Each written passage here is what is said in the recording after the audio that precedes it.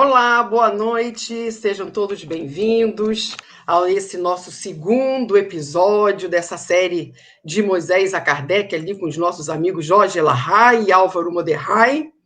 E hoje eles vão falar sobre o sacrifício de Isaac. E aí a gente já questiona sobre o que é esse sacrifício, o que a gente pode aprender com esse sacrifício. E assim, por que que Abraão resolveu justamente iria sacrificar o seu filho Isaac? Então vamos agora chamar os nossos amigos para poder darmos início a esse nosso segundo episódio. Boa noite, Álvaro, seja bem-vindo. Tem que ligar. Boa noite, tudo bom, Denise? Boa noite, todos que Álvaro. nos acompanham. Que bom estar aqui de novo, né, com vocês todos. As nossas terças segunda estão noite felizes, nossa. Né? Boa noite, Jorge Elahai, seja bem-vindo. Jorge, seu microfone está desligado. Verdade. Olá, Denise, uma boa noite para você. Álvaro, meu querido, Shavua Tov para você. E uma boa noite muito especial para todos que estão ligados conosco em mais esse nosso episódio através do IGESE. Um abraço a todos e que tenhamos uma noite de estudo muito boa. Que assim seja.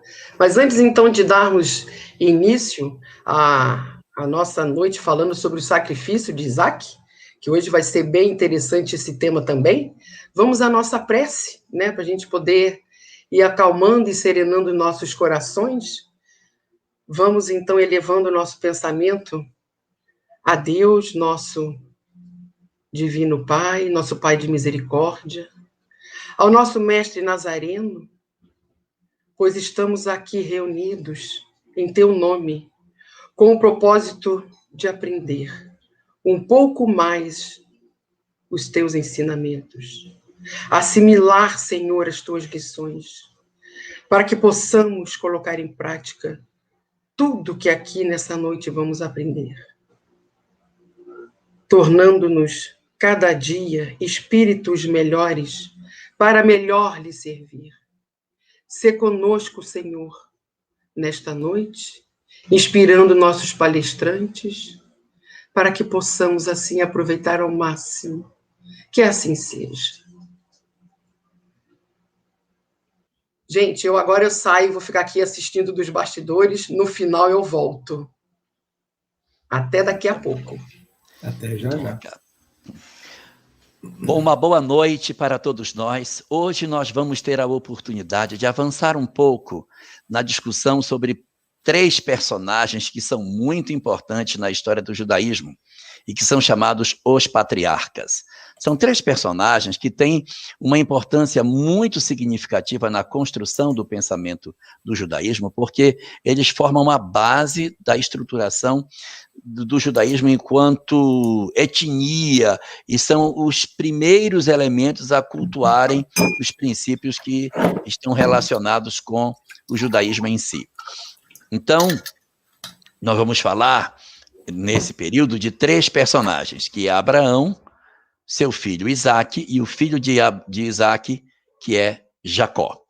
Nós já conversamos um pouco sobre Abraão nas lives anteriores, e hoje, especificamente, o foco da nossa discussão é sobre o segundo dos patriarcas, chamado Isaac.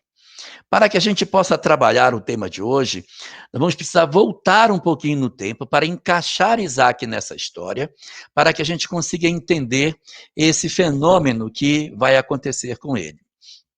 Então, é primeiro necessário que a gente localize como é que Isaac se insere nessa história toda.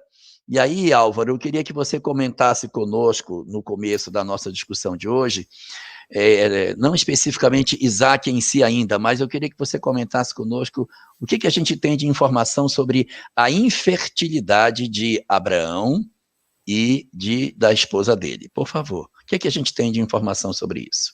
Justamente, Sara, ela não podia ter filhos, mas havia aquela promessa de que a partir de Abraão seriam feitas grandes nações, que toda a humanidade seria abençoada por ele, e que os seus filhos seriam como as estrelas do céu, como a areia do chão, então incontáveis. Mas como que isso poderia acontecer se ele não tinha filhos? Mas ele já tinha idade? Ele já estava com 80 e poucos anos, 86 anos, quando ele decide, então, junto com sua esposa, Sara, que ele teria um filho com a escrava Agar. A gente teve a oportunidade de contar a história da escrava Agar, de contar que ela era princesa no Egito, que ela foi dada pelo faraó para ser serva na casa de Abraão. Aqui todo um simbolismo. E quando ela engravida, nasce Ismael, após as verdadeiras preces de Agar, que Ismael vem do nome Lishmoel, Ismael, porque Deus ouviu o choro, ouviu as preces, ouviu a aflição de Agar, que havia fugido para o deserto. Quando começa aquele ciúme de Sara com Agar, ela retorna ao seu lar, mas Abraão tinha uma afinidade muito grande com Ismael. Nós então contamos... Queria contar só um negócio. A gente já teve a chance de conversar aqui que existe a Torá, que é o texto escrito, e tem os Midrashim, que são essas histórias periféricas que os rabinos vão trazendo e que vão enriquecendo a história principal. E hoje eu tive acesso a um Midrash bem interessante, Álvaro, eu nunca tinha visto, apresentando que Abraão não teve um filho com a sua escrava Agar, que ele teria casado com as duas, entendeu? Então, no Midrash era apresentado como se Abraão tivesse tido, então, duas esposas, Sara e Agar. E aí, com Agar, ele teria tido Ismael. É uma outra releitura dessa mesma história, né?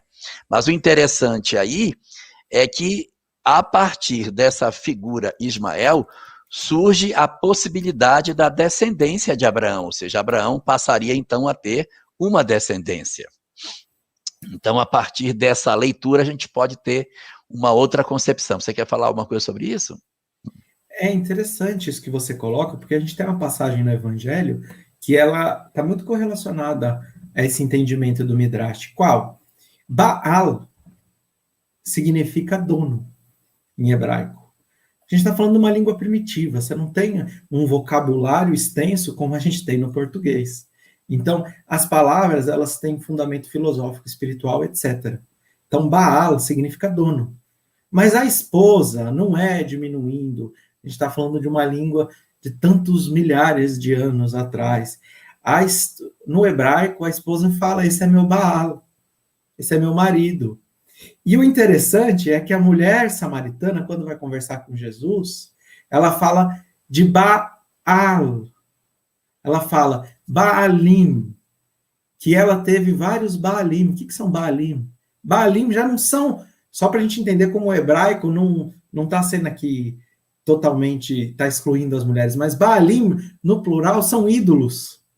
Então, a mulher samaritana, então pode ser ídolo no plural, pode ser dono e pode ser marido. Então, esse Midrash é interessante. A gente tem que levar essa hipótese, essa ideia como verdadeira, como sendo talvez Agar, esposa de Abraão também.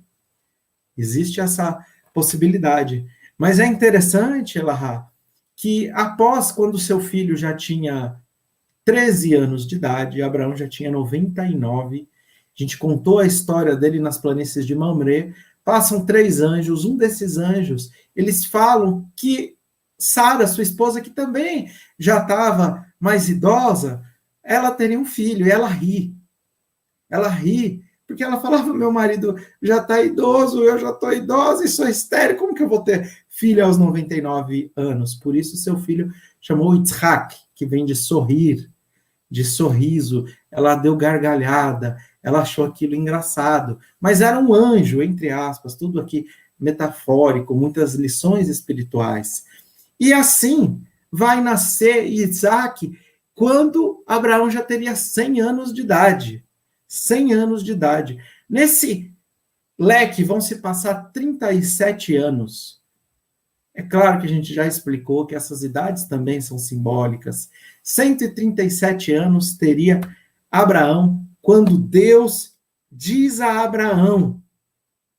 Gente, Abraão era um médium qualificado moralmente, de altíssima envergadura espiritual, e Deus a gente sabe que não tem boca. Então eram espíritos superiores falando para Abraão através de sua mediunidade. E sabe o que é interessante, Alahá? Que aqui é muito legal isso. Não simplesmente chega esse espírito superior e diz: Abraão, pega o seu filho e leva ele para o sacrifício. Mas ele fala: Abraão, Abraão.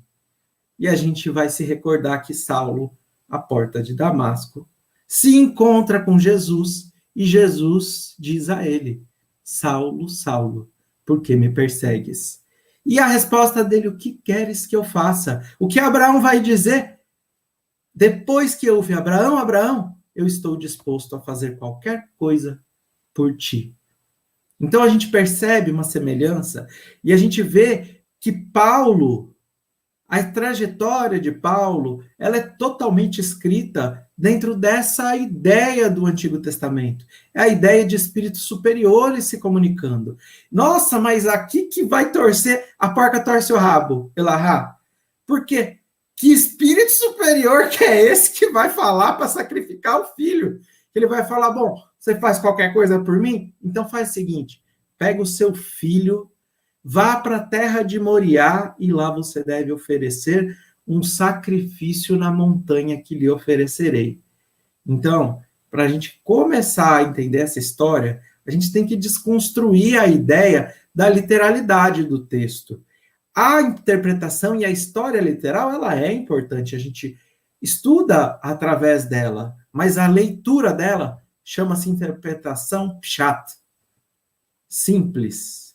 Então aqui a gente vai falar de uma ideia espiritual e não de fatos que a gente tem que dizer isso aconteceu, isso não aconteceu, isso... Não, vamos tentar entender o espírito da letra.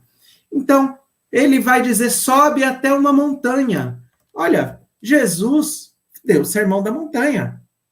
O sermão mais importante do Evangelho.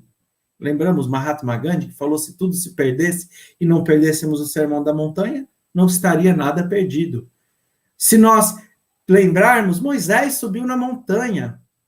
Subir a montanha, subir a Jerusalém, por exemplo. Nós estamos falando de elevar-se espiritualmente. Então não tem como você se elevar espiritualmente para cometer um homicídio, vamos assim colocar. Se nós nos recordarmos, um dos mandamentos das tábuas da lei é: não matarás. Então, peraí, a gente tem que amarrar tudo isso. E por que isso é importante, gente? Por que é muito importante essa conversa que a gente está tendo hoje? Porque se a gente pegar Diálogo com as Sombras, de Hermínio Corrêa de Miranda, ele vai falar que no plano espiritual existem várias pleiades de espíritos, de religiosos que se apoiam em má interpretações de textos bíblicos para conduzir, inclusive em reuniões mediúnicas, ele fala, ali é sobre diálogo, sobre dialogar com os espíritos, ele explica a Constituição. E a gente vai encontrar espíritos que se apoiam no Antigo Testamento para levar desarmonia ao mundo. Existem espíritos que se usam do Novo Testamento. Até que ponto? Até o ponto da gente fazer uma inquisição, até o ponto da gente conseguir manipular as pessoas que não têm tanto conhecimento e estudo bíblico ou religioso e se utilizar de escritos literais mal interpretados para justificar a violência. Então, gente, aqui não pode estar sendo falado de uma literalidade. Abraão, quando a gente comentou lá atrás, em outra live, falei, ele cumpria toda a Torá.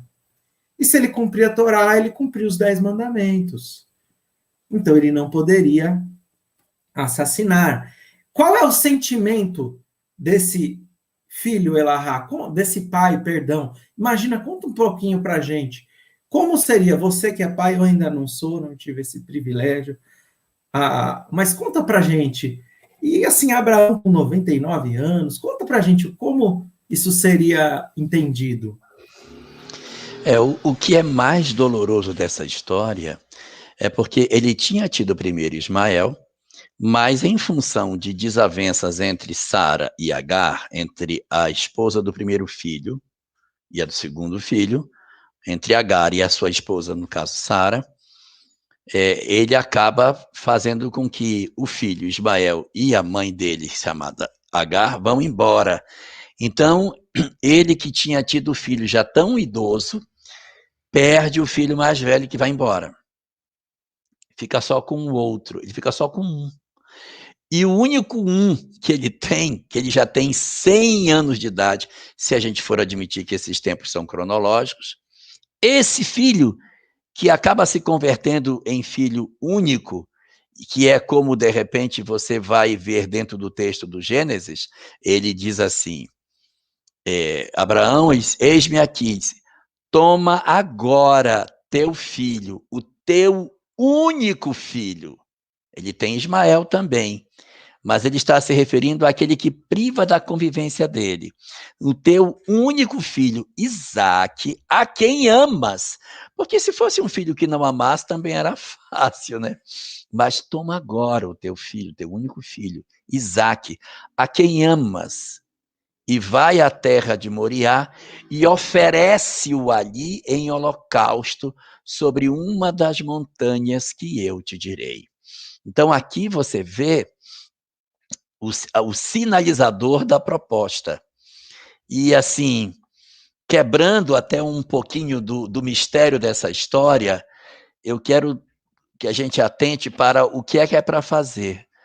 O que é para fazer é para oferecê-lo ali em holocausto. O texto não diz, vai à terra de Moriá e sacrifica teu filho.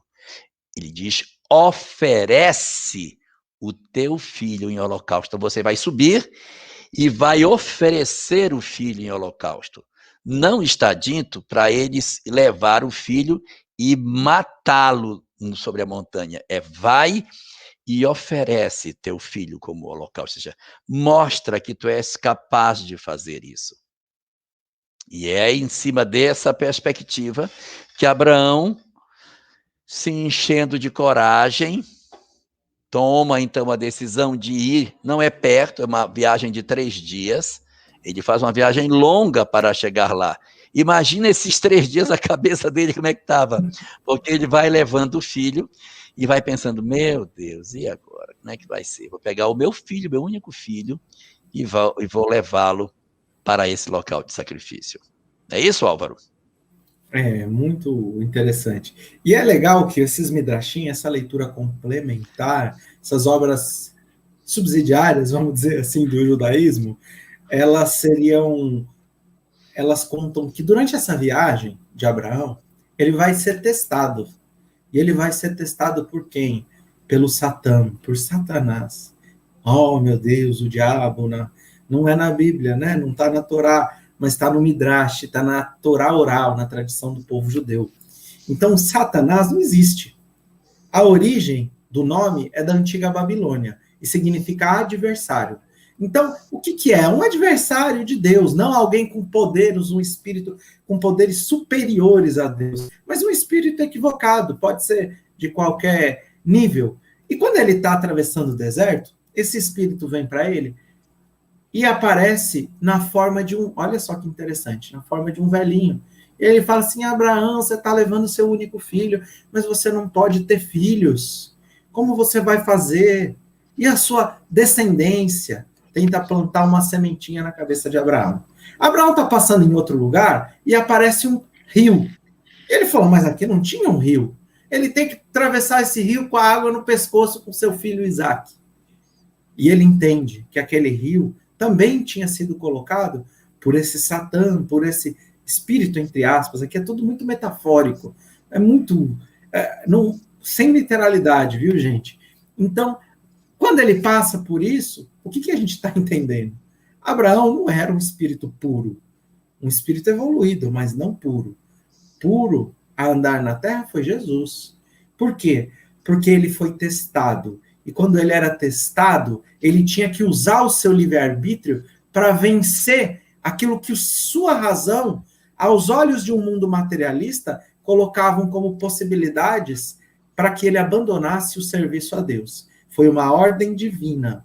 Nós estamos trabalhando, esquece sacrifício, como falei e o Elahá colocou novamente, esquece sacrifício. Estamos trabalhando as ordens, os propósitos divinos. Quando Jesus sofre a tentação no deserto, que é explicado por Kardec no livro A Gênese, nós temos a explicação de Kardec de que aquela tentação era uma tentação metafórica também, é para trazer a ideia de que nós somos frágeis. Jesus era puro, não tinha nenhum tipo de situação no mundo material que poderia desafiar o seu espírito a se equivocar na sua escolha.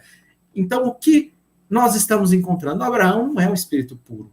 Quando ele é tentado pelo Satã, quando ele recebe a mesma tentação que é colocada a Jesus, Satanás também, ali ele é tentado a fugir do serviço a Deus. Elahá, você já foi tentado algumas vezes? Nós somos tentados a nos desviar do serviço divino?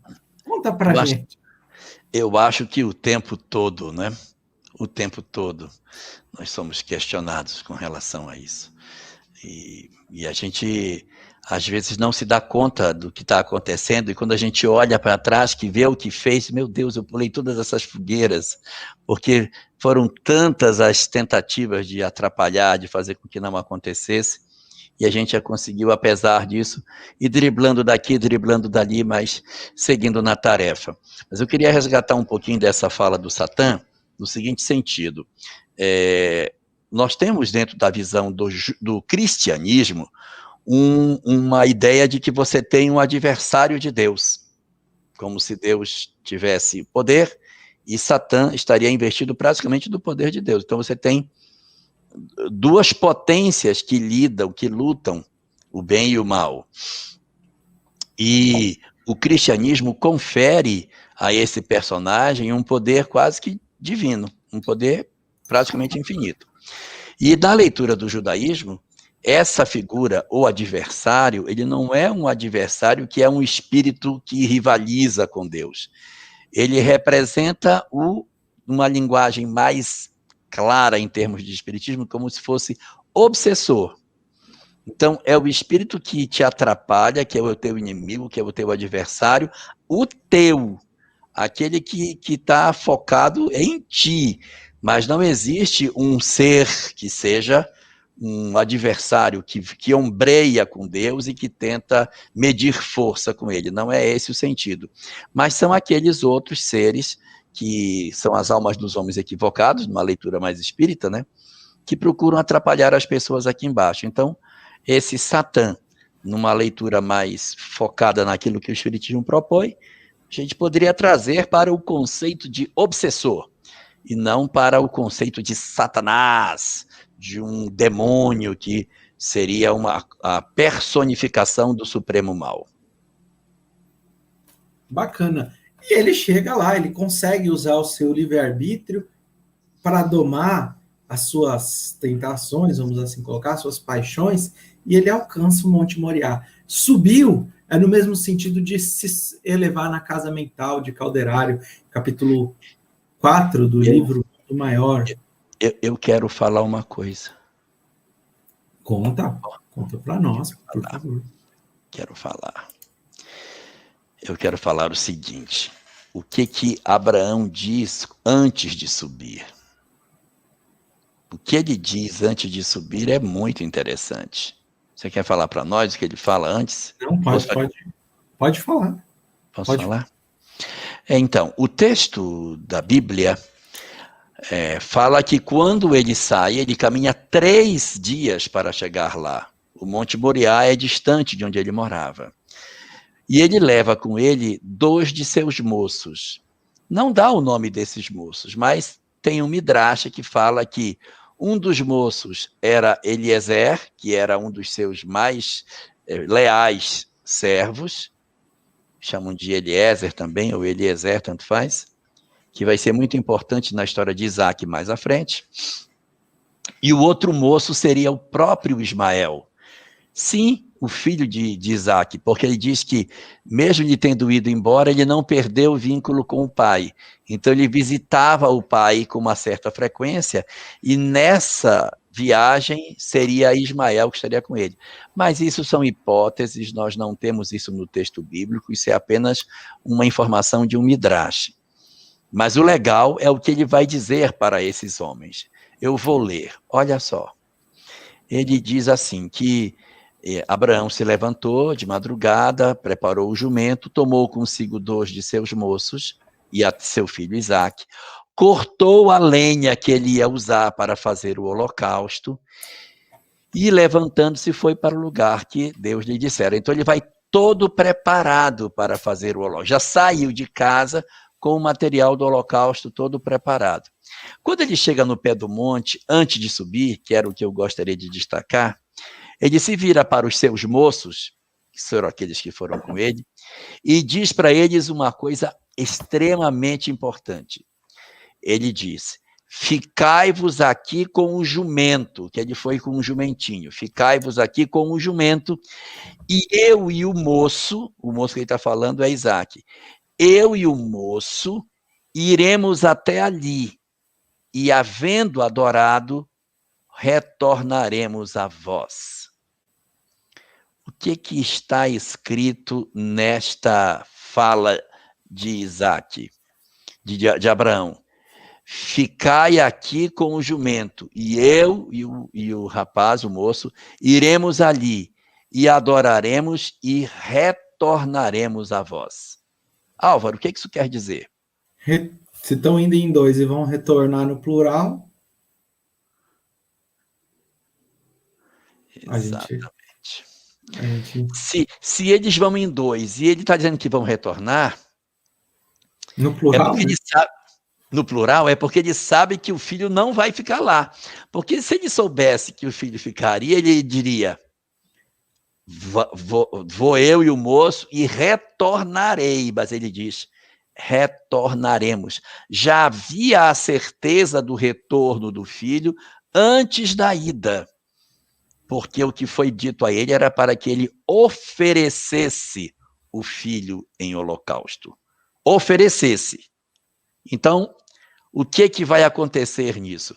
Queria perguntar para você, o que você acha dessa cena, considerando as idades dos que estão envolvidos, quem está fazendo o maior sacrifício? Sim.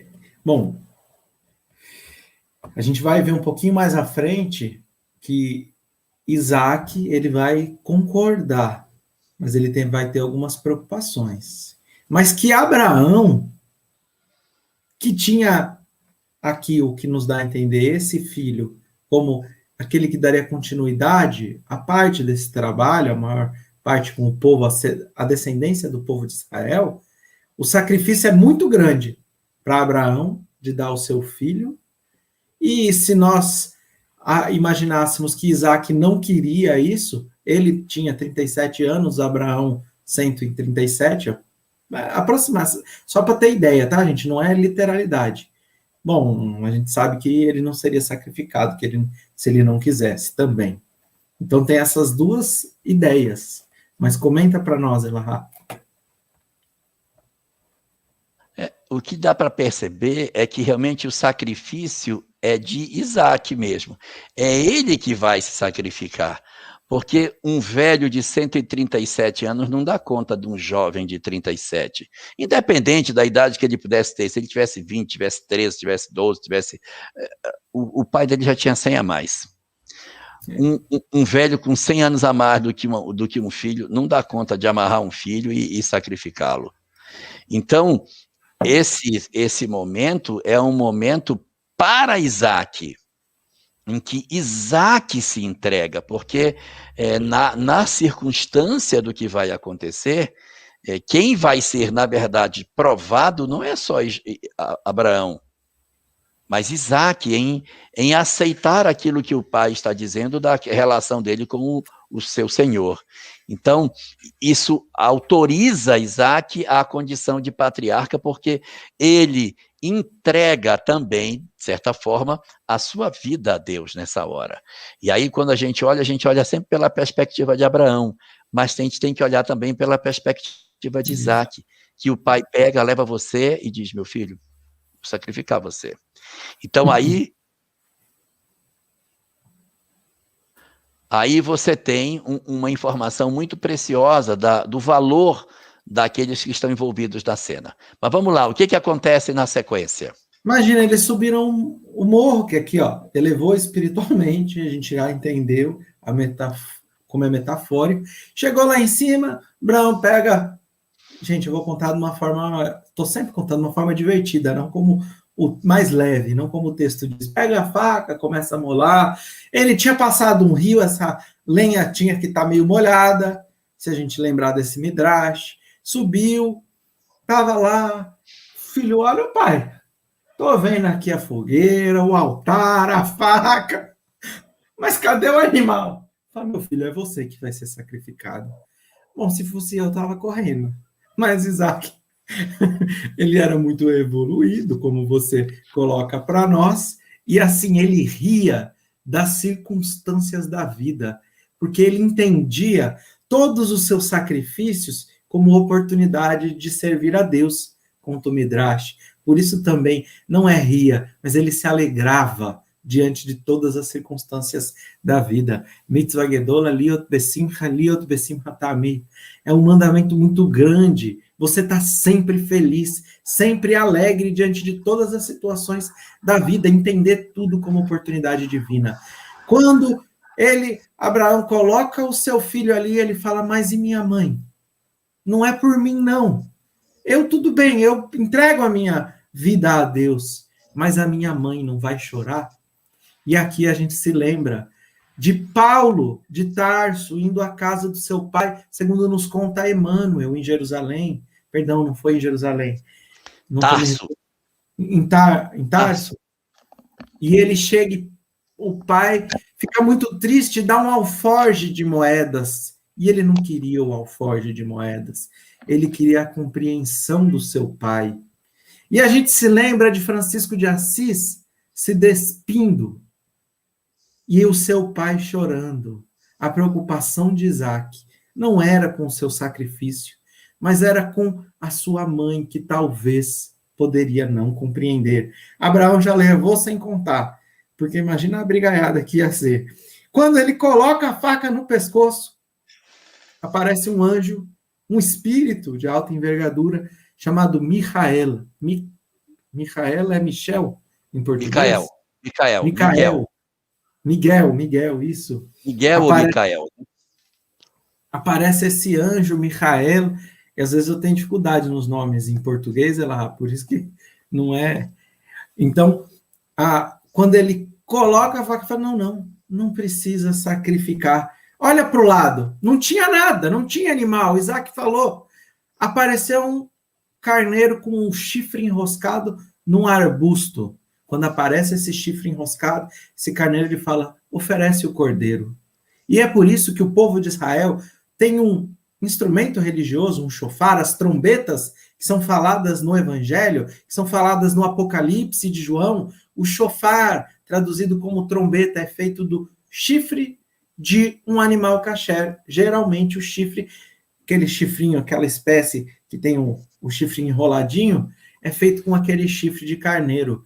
E ele serve, quando estronda o seu barulho, para despertar o espírito e que a gente se lembre do sacrifício de Isaac.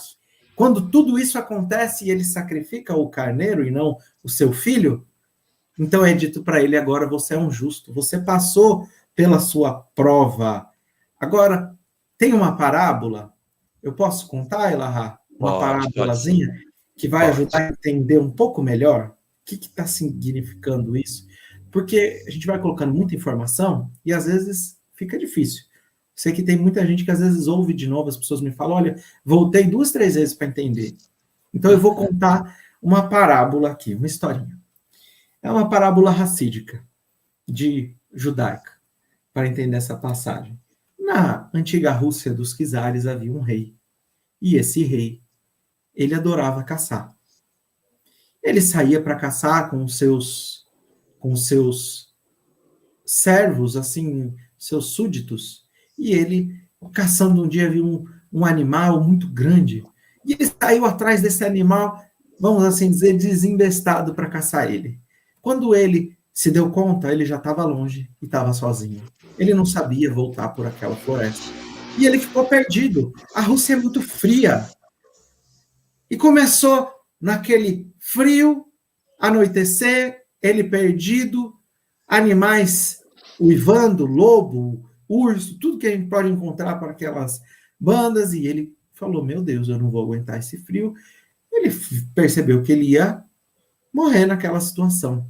E ele caminha e ele vê uma casinha. Dentro daquela casa, ele chega, olha pela janela, tinha um judeu de chapéu, de barba, e esse judeu estava sentado do lado do fogo, estudando o Torá, a sua esposa ao lado. Quando ele chega ali, bate na janela, esse judeu diz para ele, olha, se você for um ladrão, aqui não há nada que você possa roubar. Então, por favor, adentre. E ele convida, ele recebe, na mesma forma que Abraão recebia os seus convidados. Ele dá boa comida. Só que esse rei, ele não estava com as suas roupas de rei. Porque quando ele se viu sozinho, ele virou as vestes do avesso. Então, esse judeu não sabia que ele era o rei. Ele acolhe na manhã seguinte, ajuda ele a voltar para a cidade. Ele volta para o seu castelo, dali uns dias, manda uma comitiva ir buscar aquele judeu. Ele busca, ninguém fala nada, porque quando ele chega no palácio, o rei estava de longe, com as suas vestes de rei, ele não reconhece ele. E o rei diz, os meus espiões falaram que você é um homem digno, bom, honesto. Eu preciso de você como meu conselheiro. A partir de hoje, você vai ganhar 1000 rublos, um dinheiro, uma fortuna, e você vai ser o meu conselheiro. Ele fica feliz. E quando ele se alegra, ele fala, só tem uma coisinha. Você vai ter que negar a Deus. Você precisa de se converter, porque eu não posso ter um judeu aqui dentro do meu palácio, me servindo como conselheiro. O judeu, na hora, fica reflexivo e diz, eu não posso aceitar. Então você vai ser morto. Saem aqueles capatazes, pegam ele, colocam ele num tronco onde vão cortar o pescoço desse homem, desse judeu. O rei pergunta, quais são suas últimas palavras? E ele diz, Shema Israel Adonai Eloheinu Adonai Echad. Ouça Israel, tu és nosso Deus. Tu és único. Eterno. E ele entregaria-se ao seu sacrifício. Naquele momento, quando ele vai cortar a cabeça, o rei fala, para. E ele chega bem próximo e fala, você não está me reconhecendo? Ele falou, eu reconheço. Você ficou na minha casa. Por que você está fazendo isso comigo? Ele falou, olha, meu pai me fazia andar pelo nosso palácio e conversar com os servos mais simples. E tinha um velho judeu, alfaiate, e ele era diferente dos outros, porque ele colocava as crianças aos seus pés e contava as histórias do Antigo Testamento. E um dia ele me contou a história de Isaac e Abraão, e ele ia ser sacrificado. Quando eu perguntei como um pai pode sacrificar um filho, e ele me respondeu, a maior de todas as alegrias de um judeu deve ser sempre, ou melhor, do homem, sempre servir a Deus e negar a materialidade do mundo, negar no sentido de dominar. Não existe nada no mundo que possa dar mais alegria ao nosso espírito do que servir de coração reto a Deus. Eu queria te dar um presente, mas eu sabia que nada nesse mundo seria tão grandioso quanto você provar a sua fé e quanto você se colocar acima do mundo como um homem digno perante ao seu Deus. Eu fiz isso para que você pudesse viver o que nós sabemos, que é trazido na Revista Espírita pelo Espírito Mardoqueu, como os mártires esquecidos da primeira revelação. aqueles que deram a sua vida para que o monoteísmo pudesse estar vivo nos nossos dias. E nós vemos os cristãos primitivos dando as suas vidas em holocausto para que o evangelho estivesse vivo. E nós sabemos, conforme nos conta o livro Ave Cristo, que teria Kardec nascido em Lyon, porque ali foi onde os últimos mártires do cristianismo levaram o cristianismo primitivo na sua verdadeira essência e ali se sacrificaram para que isso pudesse se perpetuar. Nós estamos falando aqui dessa história que ela consegue clarear para nós a ideia de que o sacrifício é constante em nossas vidas. E que não existe altar maior do que o nosso coração. E que não existe sacrifício mais agradável a Deus do que a misericórdia, do que sacrificarmos o nosso orgulho, do que sacrificarmos o nosso egoísmo, do que sacrificarmos aquilo que, às vezes, aos olhos de um mundo materialista, parece como o caminho mais reto. Mas quando a gente tem uma fé raciocinada, a gente entende, e fundamentada em estudos, a gente entende quais são os caminhos que a gente deve seguir. Elahá, quer comentar para nós, que eu prolonguei um pouco? Quero comentar, sim. Quero fazer uma reflexão, assim, quero ler um pedacinho aqui, só para fechar a história e fazer algumas reflexões. Eles subiram para fazer o holocausto, e esse anjo, então, não permite que ele sacrifique o filho, mas eles tinham que fazer o holocausto. E aí? Aí conta o texto bíblico. Então, levantando Abraão seus olhos, eis que havia um carneiro detrás dele, que havia prendido os chifres no mato. E foi lá Abraão, pegou o carneiro e ofereceu em holocausto, em lugar de seu filho. E Abraão chamou aquele lugar de o Senhor proverá, de onde se diz até o dia de hoje. O nome do monte é o monte do Senhor proverá, porque o Senhor proveu a oferta do holocausto. Então, se concretiza aí tudo que já havia sido colocado desde o princípio. Vai até o monte e oferece teu filho em holocausto. Ele cumpre tudo isso, mas não era para sacrificar o filho. A leitura que a gente precisa fazer disso não é uma leitura, como o Álvaro já comentou, literal, pshat, rasa, imediata, simples, mas é preciso que a gente desdobre uma reflexão diferente, do tipo, qual é a parte da minha chamada riqueza, do sentido espiritual, que eu estou disposto a ceder em favor de Deus? O que acontece conosco muitas vezes? Nós construímos uma personalidade em que nós elegemos algumas coisas para serem os nossos tesouros íntimos. Nosso orgulho, nossa vaidade, nossos títulos, nossas crenças, no sentido não de crença religiosa, mas as coisas que eu acredito que são como são. E, de repente, essas nossas crenças, essas nossas ideias, esses nossos pensamentos, eles acabam sendo pensamentos que colidem com a ideia central do cristianismo, do amor ao próximo, do perdão das ofensas.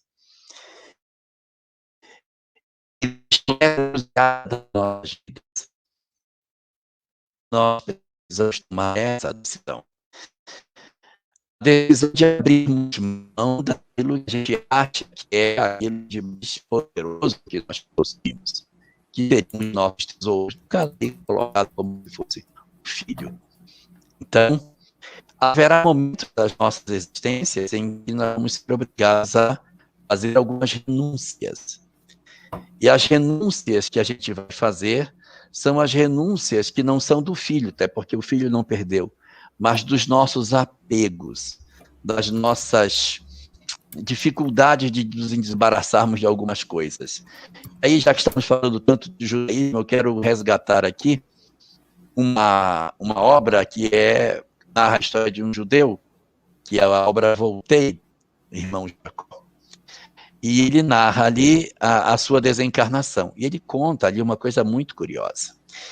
Ele diz que, isso está lá no livro, quando a gente encarna, existe uma conexão do espírito com o corpo. Então, nós somos todos ligados no nosso corpo físico.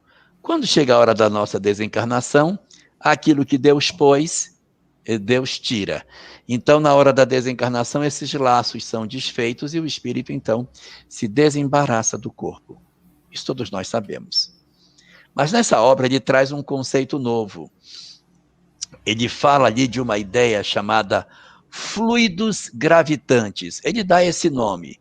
Ele diz que são fios escuros que nós usamos pela nossa, até sem perceber, na nossa inconsciência, em que nós nos vinculamos às coisas ou pessoas. Então, a gente tem uma geladeira que demorou muito para pagar, foi um custo pagar aquele carnê, e a gente tem um apego na geladeira. Aí tem um fluido gravitante que nos conecta na geladeira. Obras, coisas que a gente tem, esse camafeu era da minha bisavó, passou para minha avó, passou para mim, isso aqui tem um valor, eu não posso perder isso de jeito nenhum. A gente tem um fluido gravitante para ele. Carro, comprei um carro, meu carro, meu Deus. Casa, então eu me conecto na casa. E aí essas coisas que a gente se fixa, e pode ser pessoas também, criam vínculos. Quando chega a hora da desencarnação, o que Deus pôs, Deus tira. Mas o que a gente pôs, só a gente tira. Então o cara desencarna, mas não desenlaça. E aí você vai ter o espírito vinculado na geladeira. Aí você tem geladeira mal assombrada. Aí você tem carro mal assombrado, casa mal assombrada, marido mal assombrado. Por quê?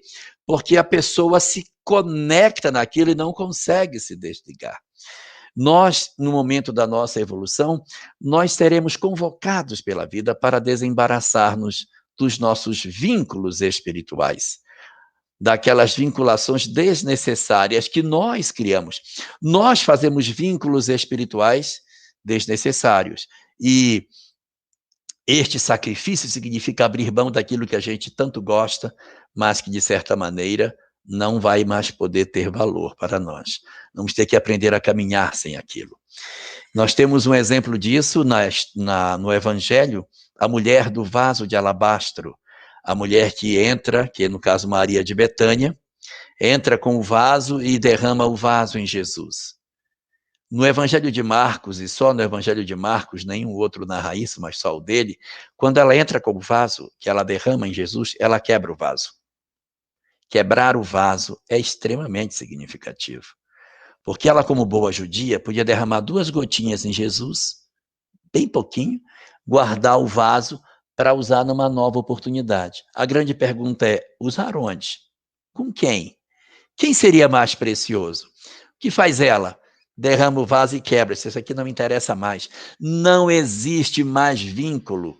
É como nós estávamos vendo na semana passada, na história de Sodoma e Gomorra, que a mulher de Ló, quando ela sai, ela não deveria olhar para trás. Como ela olha para trás, ela fica presa no passado, simbolicamente representado por uma estátua de sal. O sacrifício de Isaac significa não o de Isaac em si, mas dos nossos sentimentos negativos com relação a pessoas, apegos que a gente tem, desesperos que a gente possui. Quando você, por exemplo, tem um parceiro e o parceiro decide fazer a sua vida com outra pessoa e nós nos desesperamos, nós enlouquecemos, nós perdemos o juízo, nós rompemos com o nosso desejo até de continuarmos interessados pela nossa existência. Todas essas questões estão relacionadas com esse momento do chamamento. Vai ter um momento em que nós iremos ouvir o Senhor nos chamar pelo nome e dizer, pega e vai ao monte para sacrificar aquilo que não é mais interessante você ter. Não é que a gente vá sacrificar, mas mostrar que somos capazes de abrir mão. Apresentarmos-nos diante de Deus e dizer, eu não quero mais isso para mim. Eu não aguento mais sentir ódio, eu não aguento mais sentir tanta mágoa, eu não aguento mais o vício que eu tenho, eu não me suporto mais como eu estou. E para isso eu tenho que subir o monte na certeza de que eu vou descer com aquilo que eu tenho de precioso e que não me faz falta, que eu não posso deixar, aquilo que me é precioso, que é subir com Isaac e descer com ele. Deixar no monte Somente o que não é necessário que a gente continue, que são os nossos apegos, os nossos fluidos gravitantes. O objetivo, portanto, da nossa reflexão dessa noite não é nós nos prendermos na história de um pai que leva seu filho para o alto do monte para puxar uma faca, mas a capacidade que todos nós deveremos ter de, alcançando a nossa maturidade espiritual, dizermos: Senhor, eu estou disposto a deixar no monte aquilo que não mais me compete conviver com isso, e quero descer com os meus, sem o apego que eu tenho. Eu quero ter uma relação com os meus sem o apego que eu tinha. Às vezes nós temos um apego excessivo com filhos. O filho arranja uma namorada, a gente persegue a namorada, odeia. Aí fica, olha, ela nem sabe cuidar dele, ela faz um bife solado, ele nem gosta de bife assim. Deixa ela fazer o bife solado, deixa ela fazer como ela quiser. Larga o outro, deixa todo mundo em paz. E a gente fica vigiando, sabe? Olha aqui, ela nem limpa direito a casa. Ó, tá cheio de coisa. Meu filho não gosta disso. Isso são os nossos apegos excessivos. Quando a gente está assim, a gente tem que subir no monte para voltar só com o nosso filho lá de cima e deixar todos os apegos desnecessários do lado de fora. Ali fica tudo. E eu desço só com o amor. O apego ficou lá em cima. É esse o objetivo da nossa reflexão de hoje. Que a gente aproveite todas essas nossas oportunidades para que a gente ame de verdade as pessoas, sem o apego desnecessário que vai nos trazer apenas sofrimento na nossa vida futura. Cadê você, Denise? Cadê você? Que lindo, hein, Elahá? Que lindo. Não poderia ser melhor. Você está sem volume, tá mudo, Denise. Agora sim. Eu estava aqui justamente anotando as frases que vocês falam, que é essa do desencarna, mas não desenlaça. Mas é assim mesmo, né, Larra? Como a gente tem apegos, eu chamo de apeguinho, né? Mas é um apego que na hora do desencarne, esses apeguinhos atrapalham. É um monte de fiozinho fraco. Muito. Parecido com Gulliver na praia, aquele monte de fiozinho, são finos, mas eles todos juntos prendem o gigante na areia. E é justamente na hora do desencarne que a gente vai sentir esse desencarne, né? Essa dificuldade de desapegar. Os apegos. A gente não se analisa e quando vai fazer a nossa análise já está tarde demais. E a gente já ultrapassou. Oi, Larra, temos uma pergunta aqui, olha, da Maria Aile. Álvaro diz que Baal significa dono. Por que essa palavra é associada a demônio? Mormente ligado à maçonaria? Posso explicar, Elahá? Só você para explicar, meu querido. Então, ó, Baal, gente, em hebraico significa dono, como eu falei. Mas pode ser marido. Baalim pode ser ídolos. Agora, existiu um ídolo no Antigo Testamento que se chamava Baal, também. Era um ídolo não adorado pelos judeus, obviamente, salvo engano, os assírios. Fenícios adoravam esse ídolo e ele tinha o nome de Baal também. Então, por isso é colocado dessa forma. Então, as palavras em hebraico, elas são complexas. O hebraico não é que nem o português, que você fala assim, não, entendi. E a gente não tem só um hebraico. A gente tem o hebraico, a gente tem o aramaico, e a gente tem o Lashon HaKodesh, que é chamado, que é o hebraico bíblico. Então, tem muita coisa que está escrita em aramaico, no meio do texto hebraico. Então, por exemplo, o maior exemplo disso é o livro de Daniel, mas não só. É que o livro de Daniel ele é muito difícil de se entender para quem estuda. No hebraico moderno, as palavras elas são mais superficiais, mais diretas. E no hebraico bíblico, elas vão se conectando. Então, eu não sou maçom, eu não sei qual é a utilização na maçonaria, não posso dizer isso, mas eu posso especular A origem da palavra é a utilização dela segundo o meu conhecimento em hebraico, mas o Elahá vai saber mais, né? Eu também não sou maçom, mas eu quero falar um pouquinho sobre isso. No Líbano, existe um templo enorme, gigantesco, chamado Baalbek. O Baalbek era o templo do deus Baal. Por quê? Porque, embora você tenha Baal com o nome de dono, de tudo isso, esse deus tinha esse nome. O deus tinha o nome de Baal.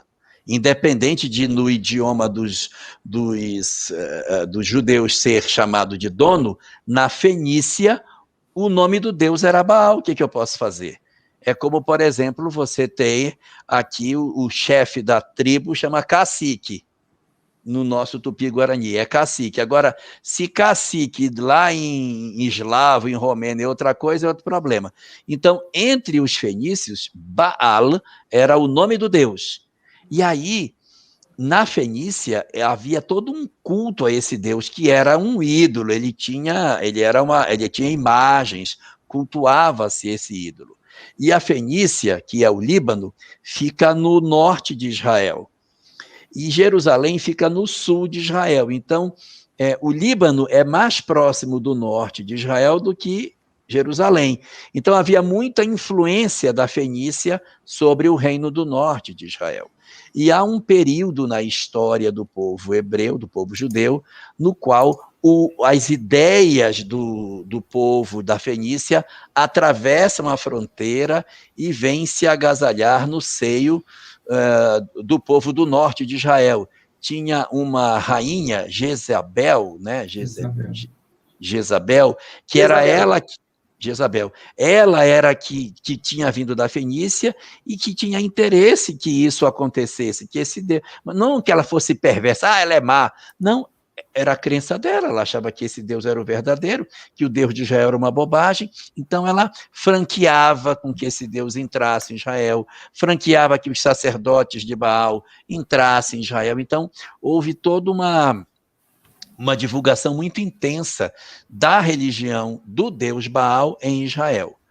E aí, nesse período que o negócio está tomado pelo Deus Baal, é quando aparece o profeta Elias, tão famoso, que vai ter aquele encontro com os profetas de Baal. Quem eram os profetas de Baal? Eram os sacerdotes da Fenícia, que estavam já integrados na cultura judaica do norte do país, e ele promove um desafio de quem é que conseguia acender a fogueira, e aí são 450 profetas de Baal que estão naquele dia, e aí é até curioso, porque ele pede que eles acendam a fogueira, aí os profetas de Baal passam o dia inteiro cantando, se cortando, gritando, e a fogueira não é acesa. Aí ele diz, bem, agora eu vou acender a fogueira.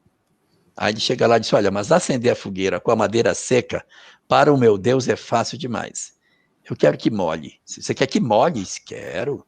Aí ele pega a água e joga e molha a fogueira. Aí ele vai lá, põe a mão e diz, está muito seco ainda, eu quero mais água. Joga o segundo balde.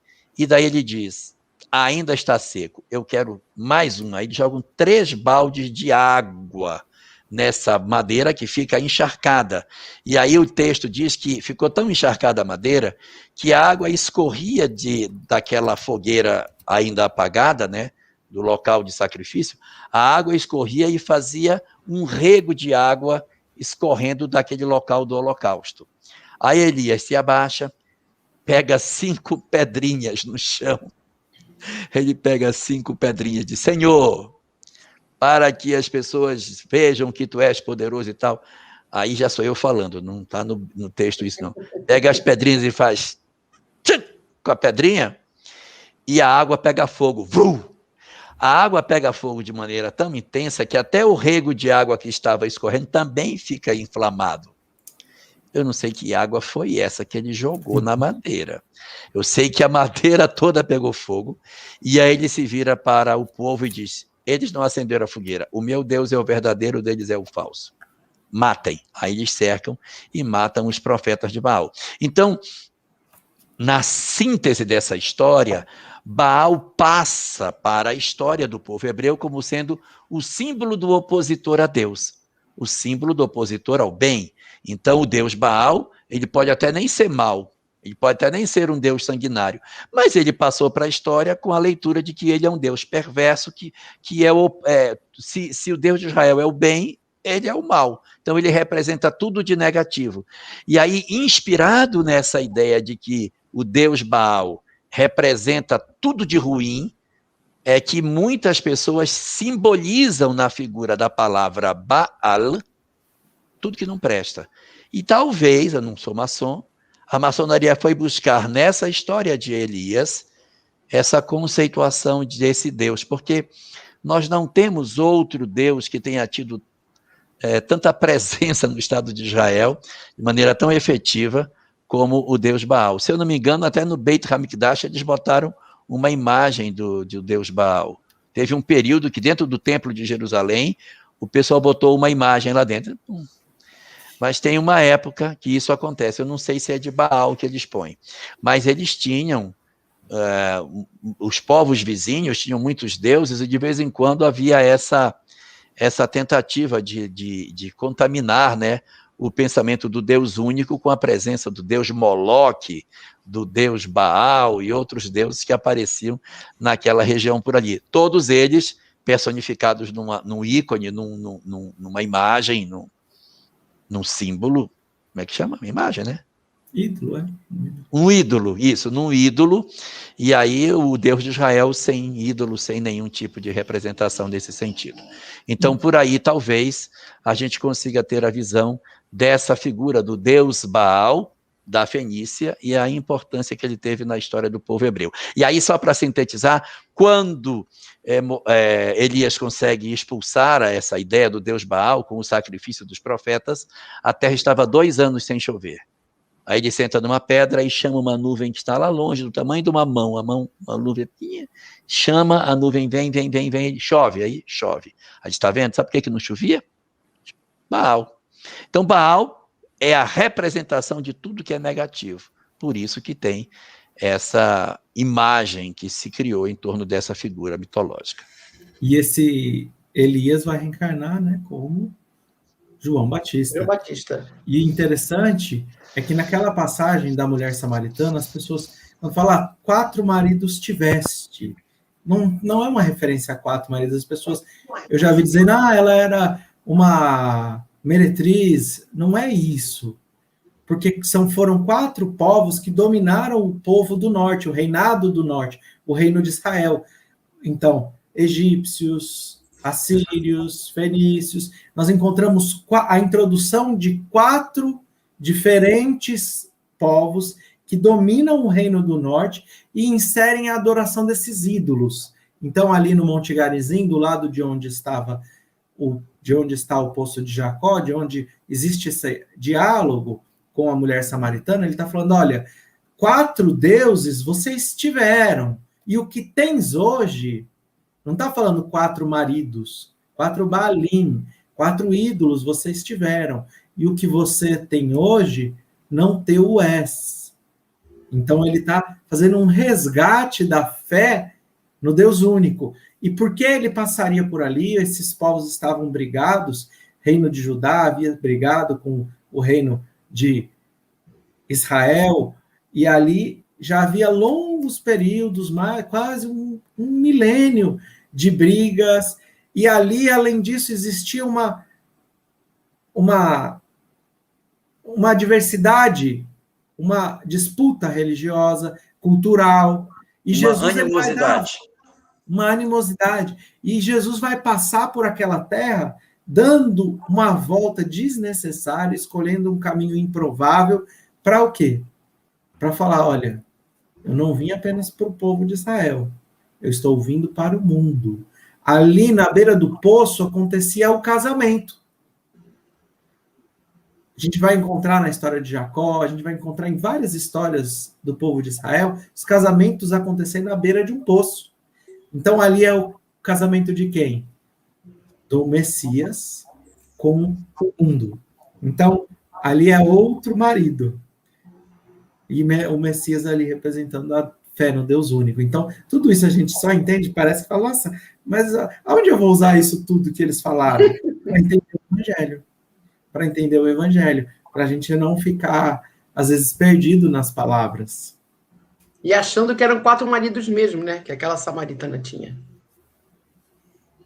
Agora, olha só, aqui a Solange, ela colocou aqui, olha, no dicionário bíblico que tenho, fala que manuscritos gregos também leem como Beelzebub, será? Baal-zebu. Baal-zebu. Ele era Baal-zebu, ou Beelzebu. Só que, se você for pegar a palavra Beelzebu, tão chato falar disso, eu não gosto desse negócio, mas vamos lá. É que não tem 7 pecados capitais, a ira, o não sei o quê, o orgulho, são 7 pecados capitais. A teologia clássica cristã criou um demônio para cada bichinho desse. Então, qual é o demônio da preguiça? Fulano de tal. Demônio da gula? Fulano de tal. Demônio da avareza? Fulano de tal. Tem o nome de todos eles. E Beelzebu é o demônio da luxúria. É o demônio da luxúria. Eu sei que isso não serve para nada, mas está no Céu e o Inferno de Allan Kardec. Se você procurar lá, quando ele fala sobre o inferno, tem um pedacinho que ele fala que se criou essa imagem desses 7 demônios e não estou recomendando que ninguém vá atrás, porque isso aí é uma coisa que nem é bom mexer, mas está lá o nome dos 7 demônios de cada um dos pecados capitais. Por que chama pecado capital? Porque era o pecado que, tendo, ia para o inferno.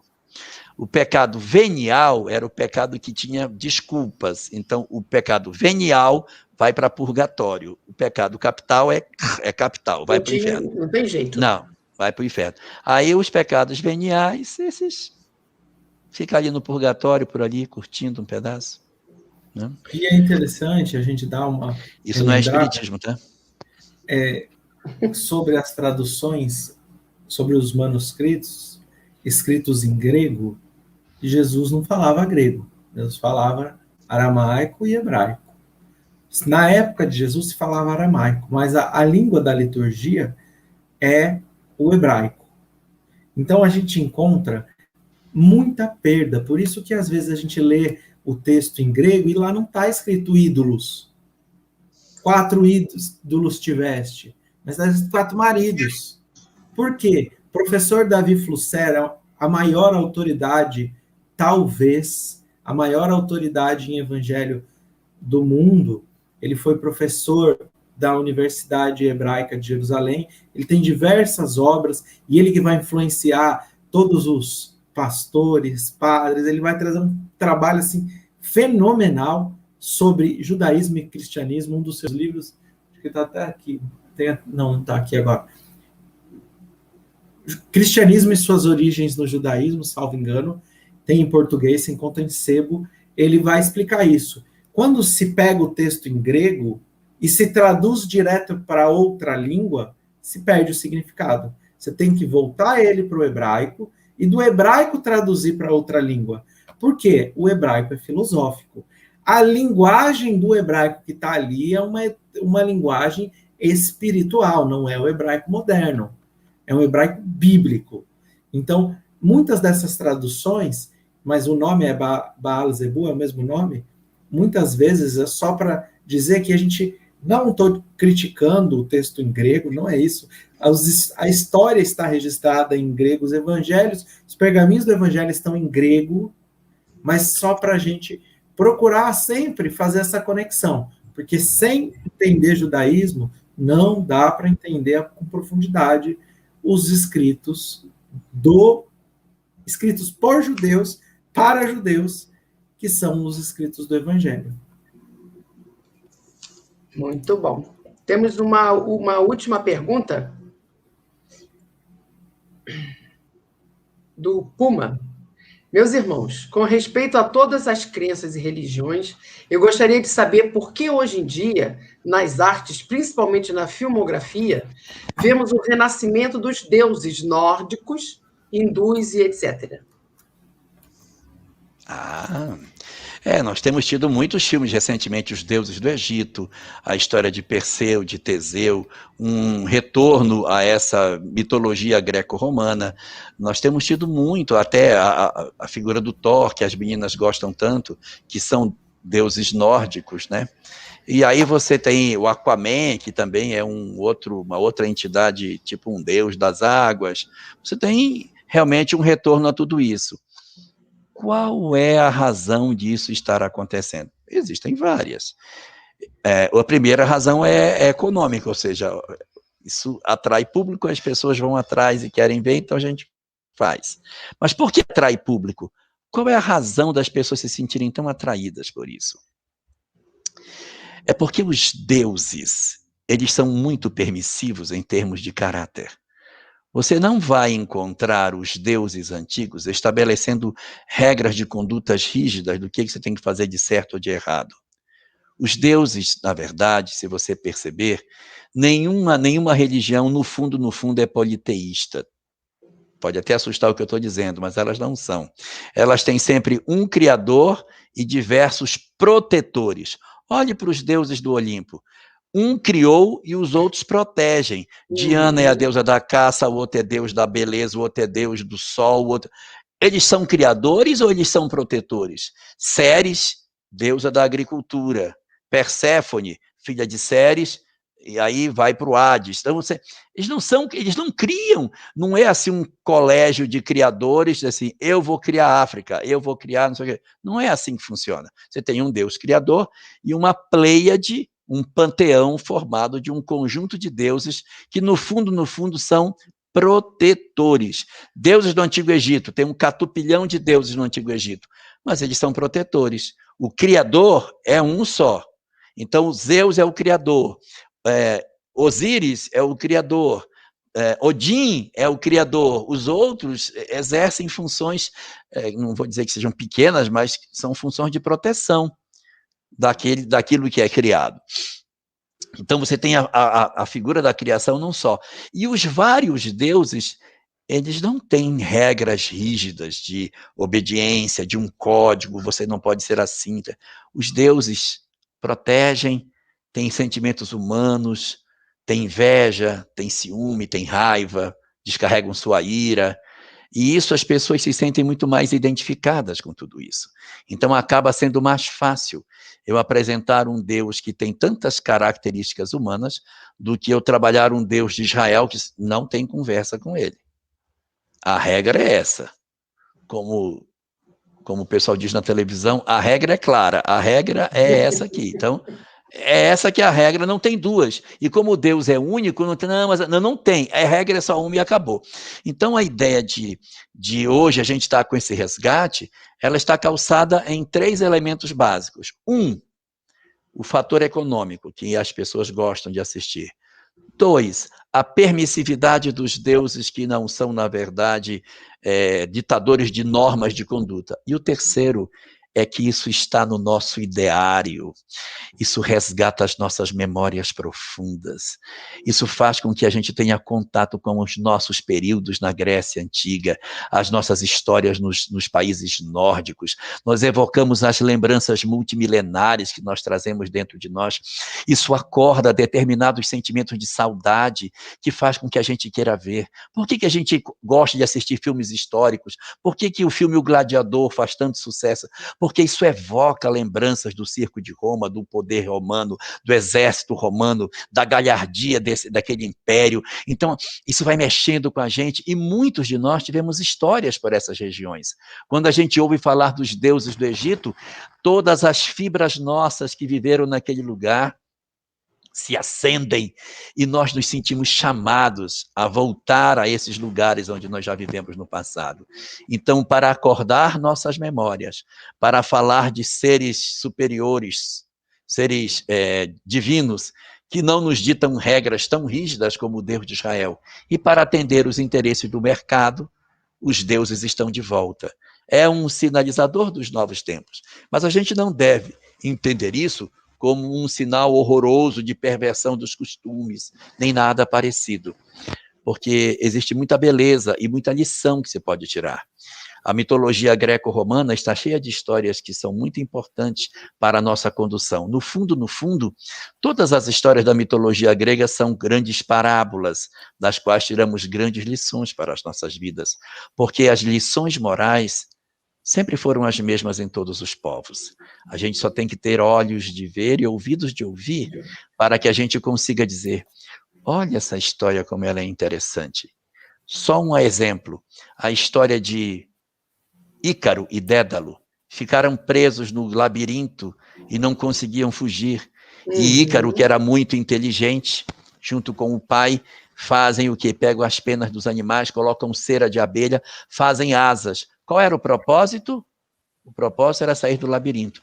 Dédalo sai do labirinto voando e quando sai do labirinto vai embora, porque o objetivo dele era sair do labirinto. Mas Ícaro se apaixona pela possibilidade de voar e sai voando e vai subindo, e na crença dos gregos, quanto mais perto do sol, mais quente, eles não sabiam que ficava frio lá em cima, eles dizem que ele vai se aproximando do sol, isso não é uma mitologia, isso não é assim que acontece, aí o sol derrete a cera e ele cai e morre.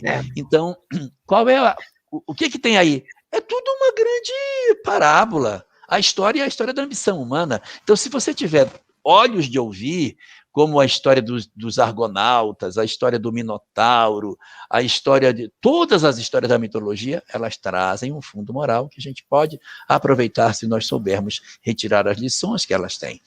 Então, essa revivescência da arte com relação aos nossos deuses antigos é um eco do nosso passado sendo trazido para o presente. E é interessante, Elahá, que é bem isso. Emmanuel fala no capítulo 7 do livro A Caminho da Luz, que essa mitologia grega nasce do Egito Antigo. Mas existe uma distorção por parte dos homens. Os homens têm um papel fundamental em distorcer, muitas vezes, as ideias que são profundas, que eram alcançadas por uma escola de Sócrates, que eram alcançadas por diversos filósofos, mas se perdem no imaginário, se perdem nas paixões humanas. Então, é interessante quando a gente está lendo Paulo e Estevão, e a gente está lá em Corinto, e Paulo vai pregar na sinagoga de Corinto, tinha um romano de nome Tito. E a gente lê e beleza, passa batido. Mas peraí, tem um romano dentro da sinagoga? O que é isso? O que ele está fazendo dentro da sinagoga? Peraí. Então é interessante a gente se lembrar que 200 anos antes, aproximadamente, a Septuaginta foi a tradução do Antigo Testamento para o grego.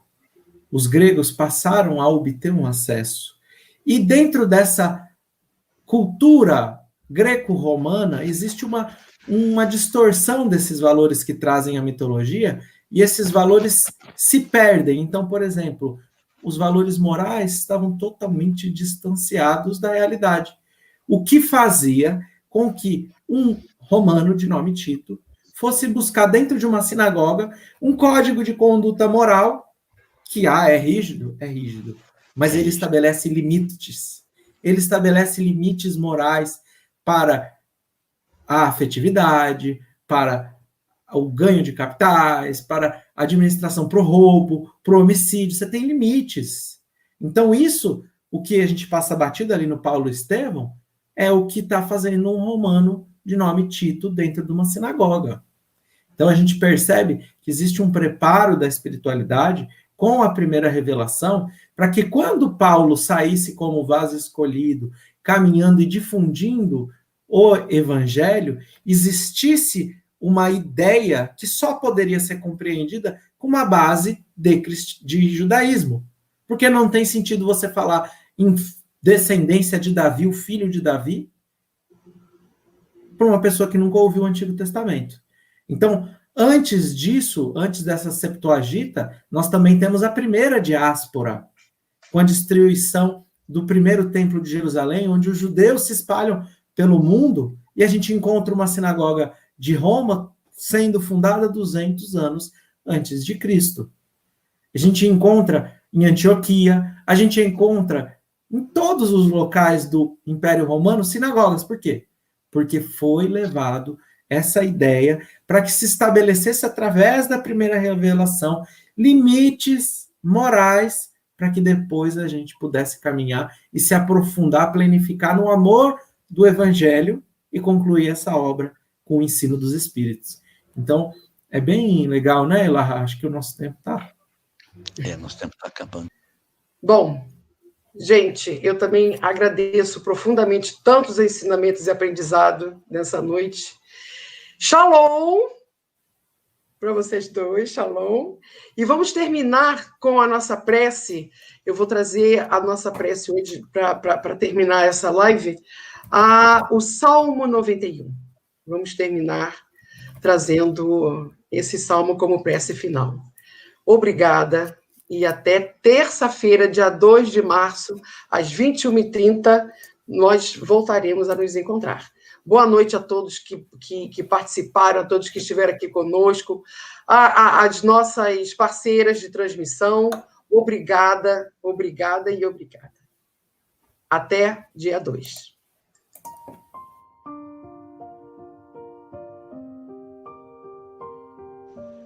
Aquele que habita no esconderijo do Altíssimo, à sombra do Onipotente, descansará. Direi do Senhor: Ele é o meu Deus, o meu refúgio, a minha fortaleza, e nele confiarei. Porque ele te livrará do laço do passarinheiro e da peste perniciosa. Ele te cobrirá com as tuas penas, e debaixo de tuas asas te confiarás. A sua verdade será o teu escudo e broquel. Não terás medo do terror da noite, nem da seta que voa de dia, nem da peste que anda na escuridão, nem da mortandade que assola ao meio-dia. 1000 cairão ao teu lado e 10.000 à tua direita, mas não chegará a ti. Somente com os teus olhos contemplarás e verás a recompensa dos ímpios. Porque tu, ó Senhor, és o meu refúgio. No Altíssimo fizeste a tua habitação. Nenhum mal te sucederá, nem praga alguma chegará à tua tenda. Porque os seus anjos dará ordem a teu respeito, para te guardarem em todos os teus caminhos. Eles te sustentarão nas suas mãos, para que não tropeces com o pé em pedra. Pisarás o leão e a cobra. Calcarás aos pés o filho do leão e a serpente. Portanto, tão encarecidamente me amou, também eu o livrarei. Pô-lo-ei em retiro alto, porque conheceu o meu nome. Ele me invocará, e eu lhe responderei. Estarei com ele na angústia, dela o retirarei e o glorificarei. Fartá-lo-ei com longura de dias, e lhe mostrarei a minha salvação. Salmo 91.